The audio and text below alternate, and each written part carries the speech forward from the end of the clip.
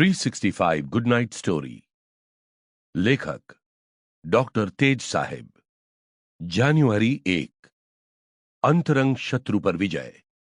ભગવાન ઋષભદેવ પોતાના 100 પુત્રોને વિશાળ સામ્રાજ્ય વહેંચી દઈ અણગાર બની ગયા. પાછળથી ભરત, જે 100 ભાઈઓમાં જ્યેષ્ઠ હતો, તેનું ચક્રવર્તી બનવાનું નિશ્ચિત હતું. એને માટે 99 ભાઈઓ કે જેઓ સ્વતંત્ર રાજા હતા તેમને પોતાની આજ્ઞામાં લાવવાનું જરૂરી હતું. તે સિવાય ચક્રવર્તી બની શકાય તેમ ન હતું. તે ગમે તેવા સંજોગોમાં પણ ચક્રવર્તી બનવાને પ્રયત્નશીલ હતો. તેણે 98 ભાઈઓની પાસે રાજદૂતો મોકલી દીધા. દૂતોએ જઈને ભાઈઓને કહ્યું, જો તમે નિર્ભયતાથી રાજ્ય કરવા ઈચ્છતા હો તો ભરત મહારાજાની સેવા કરો અને તેમની આજ્ઞામાં રહો. આ કારણે બાહુબલી સિવાય 98 ભાઈઓ એકત્ર થયા. ભરતના સંદેશા ઉપર વિચાર વિમર્શ કર્યો અને દૂતોને સંદેશાનો પ્રત્યુત્તર આપતા કહ્યું, પિતાજીએ ભરતને અને અમને સૌને રાજ્ય વહેંચીને આપ્યું છે. હવે ભરતની સેવા કરવાથી તે અમને વધુ શું આપશે? શું એ મહાકાળના આક્રમણને રોકી શકશે? શું એ મનુષ્યના દેહને જર્જરિત કરી નાખનારી જરાને રોકી શકશે? એ શું પોતાની ઉત્તરોત્તર વધતી રાજ્ય તૃષ્ણાનો નાશ કરી શકશે?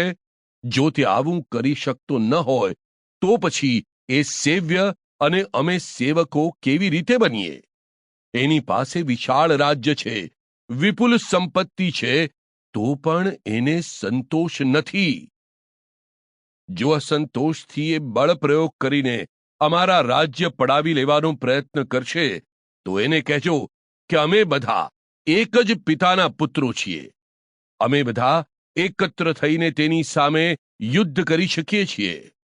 પરંતુ હે દૂતો, અમે અમારા પિતાજીનો અભિપ્રાય જાણ્યા સિવાય તમારા માલિકની સામે અને અમારા જ્યેષ્ઠ ભાઈની સાથે યુદ્ધ કરવા ઈચ્છતા નથી. દૂતો ચાલ્યા ગયા. 98 ભાઈઓ અષ્ટાપદ પર્વત ઉપર સમવ શરણમાં બિરાજીત ભગવાન ઋષભદેવની પાસે ગયા. મસ્તકે અંજલિ રચીને તેમણે પરમાત્માની સ્તુતિ સ્તવના કરી. ભગવાનને વિનયથી કહ્યું, હે ભગવાન, આપે ભરતને અને અમને યોગ્યતા અનુસાર ભિન્ન ભિન્ન દેશોના રાજ્ય વહેંચીને આપ્યા હતા. અમે તો અમારા રાજ્યથી સંતુષ્ટ છીએ, પરંતુ અમારા મોટા ભાઈ પોતાના રાજ્યથી અને બીજાના છીનવી લીધેલા રાજ્યોથી તૃપ્ત થયા નથી અને અમને બધાને તેમની સેવા કરવા અને તેમની આજ્ઞામાં રહેવા દૂતો દ્વારા કહેવડાવે છે. ભગવાને પોતાના 98 પુત્રોને કહ્યું, વિવેકી પુરુષોએ અત્યંત દ્રોહી શત્રુઓની સાથે જ યુદ્ધ કરવું જોઈએ. એવા શત્રુઓ છે રાગ, દ્વેષ, મોહ અને કષાયો. એ શત્રુઓ જન્મ જન્માંતરથી દુઃખ આપનારા છે. રાગ સદગતિના માર્ગમાં લોઢાની શૃંખલાની જેમ અવરોધક છે. દ્વેષ નરકમાં લઈ જનારો પ્રચંડ શત્રુ છે. મોહ જીવોને સંસાર સાગરમાં ડુબાડનારો છે અને કષાય દાવા નળની જેમ જીવોને બાળનાર છે. આ જ ખરા શત્રુઓ છે. આ શત્રુઓની સાથે યુદ્ધ કરીને વિજય પામવો જોઈએ. આ અંતરંગ શત્રુઓ સામે વિજય પામ્યા પછી બહારના શત્રુઓ રહેતા નથી. જીવ શિવ બની જાય છે. એને શાશ્વત પૂર્ણાનંદમય પદની પ્રાપ્તિ થઈ જાય છે.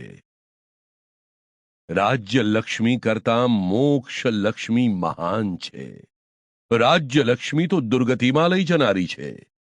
તે અત્યંત પીડાકારી અને અલ્પકાલીન હોય છે. હે વત્સો, દેવલોકમાં તમે દૈવી સુખ પ્રાપ્ત કર્યા હતા. એ સુખોથી પણ તમારી તૃષ્ણા શાંત થઈ ન હતી. તો પછી મનુષ્યલોકમાં તુચ્છ, અસાર અને અનિત્ય સુખોથી તૃષ્ણા કેવી રીતે શાંત થશે? રાજ્ય લક્ષ્મીથી એ તૃષ્ણા કેવી રીતે સંતુષ્ટ થશે? તમે બધા Sample complete. Ready to continue?